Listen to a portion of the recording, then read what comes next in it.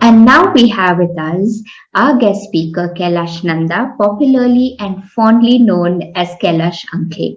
I'm going to read a little bit about him. Kailash Nanda is from Pune and is 70 years young. Born and educated in Pune, he went to St. Vincent's High School and graduated in mechanical engineering. He later joined his father's business. He met his guru, Sri Anandmayee, at the age of 6, and from then his endless spiritual pilgrimage began. Although Sri Ma left her earthly sojourn in 1982, he is blessed to always get the guidance of saints and spiritual luminaries of worldwide reverence. I'm grateful to have him here with us today. Welcome to the summit, Kailash Uncle. Feels wonderful, and so many like-minded people on the summit who are all working with one goal of perhaps self-realization and world peace. Thank you. As you mentioned, your spiritual journey began at the age of 6. How has that strengthened you physically, mentally, and emotionally? Yes, definitely. Although I was struck with this polio at the age of 2 because there were no vaccines and inoculations at that time, and there was no cure for it. But luckily, I was born to be, I mean, I chose beautiful parents to be born with, and they worked very hard to make me overcome my handicap. And spirituality enhanced my courage and determination to overcome and accept my handicap. It emotionally as a child, acquaintances and some friends, yeah, they would of course tease me, and but I learned through spirituality to bear insult. Bearing insult was not easy, but it comes with tolerance, which you learn from your guru and spirituality. It also increased my desire to excel in my studies, so that in whatever way I could cover up my handicap, I used all sorts of ways to cover it up. Anyway, and that's it. Thank you for sharing that. And it takes great courage and compassion to share all that you have just shared. And especially in a country like India where there's not enough awareness, can you share a few of the challenges that you may have experienced over the years and after the polio virus recurred for you recently? So I excelled in simpler games with not very easy, which was not difficult for the body. Like I put in less. I could make it to the table tennis team in school. I Wow. could play carom and other games, chess for that matter. Not excelling in them, but then in college I was able to devote more time to my body, and I learned squash and swimming. And I realized that if you devote the amount of time you devote to studies, if you devote that much little part of that time also to your body development, it will help in the overall development of the personality. And then I got into my professional career and the rat race and the ambition to earn. And yes, of course, the hard work was always there. 14 to 16 hours in a day, we would work in the initial stages because there was enough stamina to work. And then I got married, but then I developed a disease called hyperthyroidism. You test to detect it. It took me a couple of years to detect thyroidism.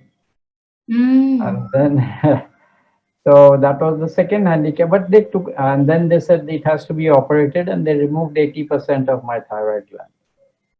But this polio is a virus that cannot be cured, and in many cases it reoccurs after 35 to 40 years of the attack. Mm. So a post polio residual palsy, it starts weakening the muscles, and there is no cure for it. It is only a management process. So I managed till now, and acupressure, massage, color therapy, pranayam, meditation, good friends and gurus like you, and you taught me the breath, the yogic breath, the breath of Anulom Vilom, and these breathing exercises, Hong Saw, They have all helped me to overcome my handicap. I'm still driving and walking with sticks and also going for a picnic whenever I can. Really? So, uh, but in all through this, the treading the spiritual path has always been an anchor in life throughout. Thank you for sharing that. We all have our challenges and some more than the others. And on that note, where the challenges do continue regardless of how many years one may have spent working on themselves, can you share some of the pitfalls one can avoid, given that you have such a vast experience across several spiritual organizations and social organizations that are doing so much work? Anything you would like to share on that note right now? Yes, you see, the spiritual path, working on that is like a two-sided sword.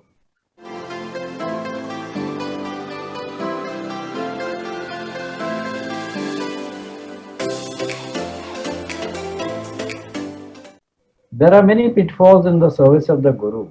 Many a times the disciples want to prove that they are the favorites of the Guru. Their egos don't let them surrender totally to the Master's will. Mm. And this causes discord and harmony in the group. A disciple must understand that unless and until he respects the individuality of other disciples and humbles himself to see God or Guru in each one of them, he has not progressed enough to understand the statement, let thy will be done, and that in the Guru's or the Lord's happiness is really my happiness, takes a lot of patience and inner growth. It is a sustained, continuous practice of affirmation and prayer and meditation every day, just like we eat our food every day. Every day is a new day and every day is an opportunity. But with that also comes opportunity to overcome challenges and to remind ourselves to come back to ourselves, to be present. Of the tools that we have shared over the years, which is one of your favorite that you practice on a daily basis? Yes, yes. So there was one more thing I wanted to say on the first question. The second the pitfall in spirituality is suppression or repression of desire. False beliefs or impractical beliefs which may have been handed down to us from generations. To extremes in spirituality which later on harms the body and the psyche of a person. So one of Yes. my masters, Master Choakok Sui, the founder of Pranic Healing, he always told us to be moderate in all our activities. Yes. Boundaries in relationships, which you also taught me. Master Choa, I learned 20 years back, but in the last 10 years, you have held my hand and enforced those principles, you know. There are so many which I've learned. Well, the first one is that is the photos and paintings of my Guru Anandmayee and the ones that Ananta has made and presented me. I've been blessed with almost half a dozen paintings from Ananta and over a dozen photos of Anandmayee in two rooms where I stay, and they immediately remind me to where I have to reach. Yes. So, for our audience, for your benefit, it doesn't necessarily have to be paintings or photographs. You could look at the clock on your wall and set that as a reminder to come back to the present moment. Or one of the things I used to practice was for a period of 3 years, I lived right next to the railway lines, which meant every time a train passed by, things rattled and there was a loud sound, and it was used as a reminder to come back to the present, very much like the sound of the bell. So it doesn't necessarily have to be the sound of a bell that helps you come into the present moment.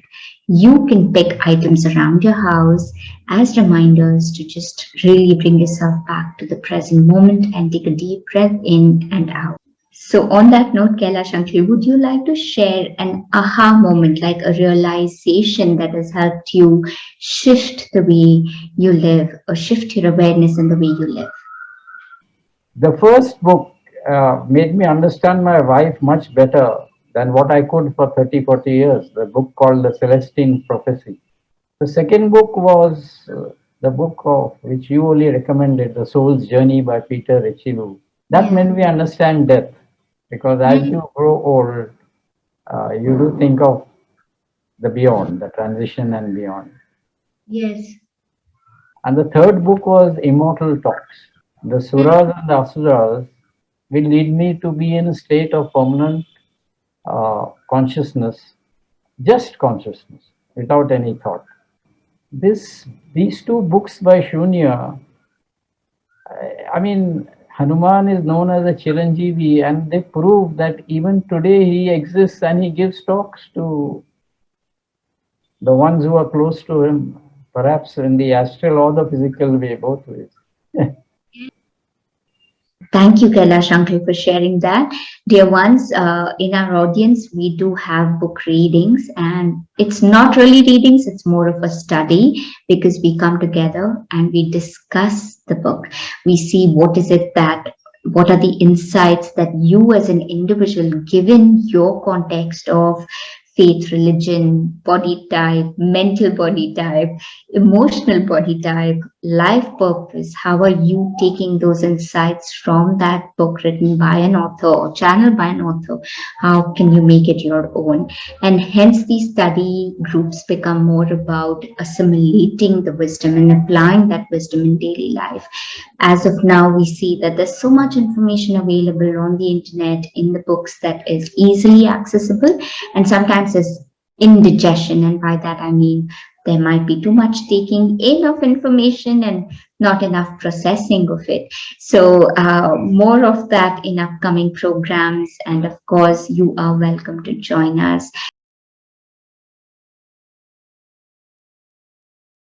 But whenever I've sat in the presence of a divine master, I've sat in the presence of Anandmayee Ma, sat in front of Osho, I got, I could feel the peace in his eyes, the joy, the love in his eyes, the compassion in his eyes.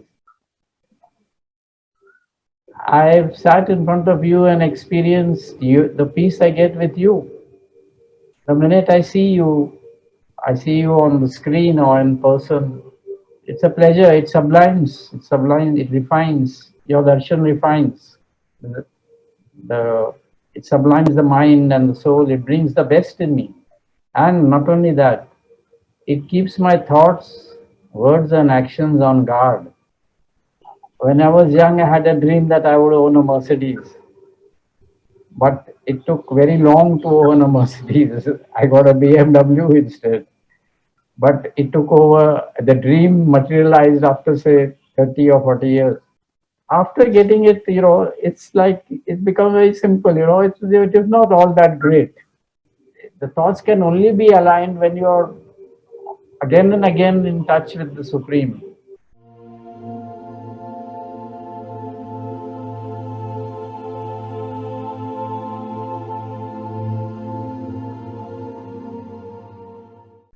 Your words and actions, you continuously got to tell yourself that, yes, I am in the presence of the Supreme, then only they will be aligned. And then slowly your materialistic attractions, they move away to something which is deeper. Yes.